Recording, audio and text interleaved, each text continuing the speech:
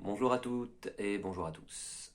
J'espère que vous allez bien, que le début d'année s'est bien passé, que la fin d'année s'est bien passée également, avec les petits réveillons, etc.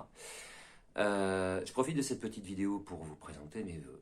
Que 2023 puisse vous amener non pas ce que vous désirez, mais ce dont vous avez besoin pour pouvoir réaliser pleinement qui vous êtes dans toutes les sphères de votre vie. Voilà.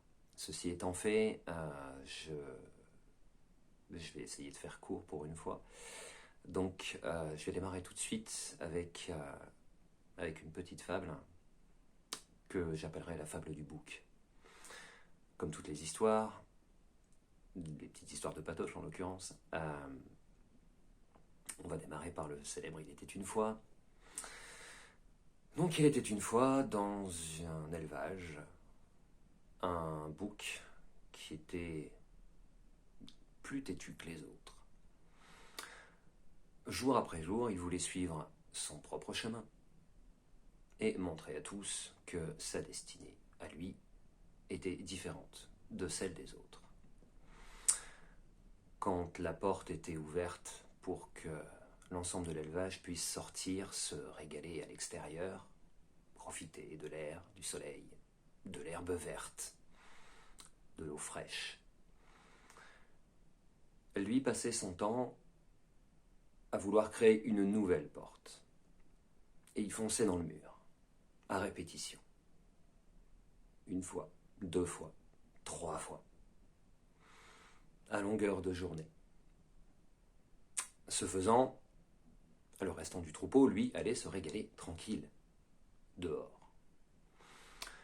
Et en fin de journée, quand tout le monde rentrait, il ne lui restait plus que le choix de manger ce qui restait. Le foin, sec, sans saveur. L'eau croupie. Jour après jour, devant son insistance, sa santé a commencé à défaillir. Et puis, à force de taper dans les murs, on finit par y perdre ses plus beaux attributs, et ses cornes ont fini par casser. Mais fort de ses certitudes, il a continué. Encore une journée, deux journées, jusqu'à ce qu'une énorme bosse vienne se dessiner sur le sommet de son crâne. Et un jour, alors qu'il était assommé par ces différents chocs, en train d'essayer de ramper pour continuer à créer une porte à travers un mur, il a fini par lâcher prise. Il a levé les yeux au plafond, s'est adressé au ciel et a fini par demander de l'aide. Affamé, assoiffé, fatigué, cassé, brisé. Alors, sa prière a finalement été entendue.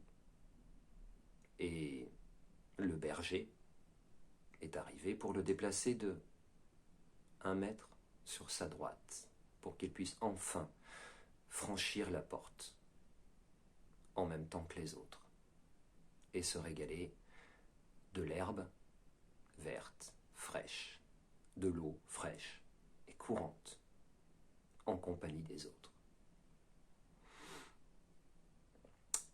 S'il y a une petite morale à cette histoire,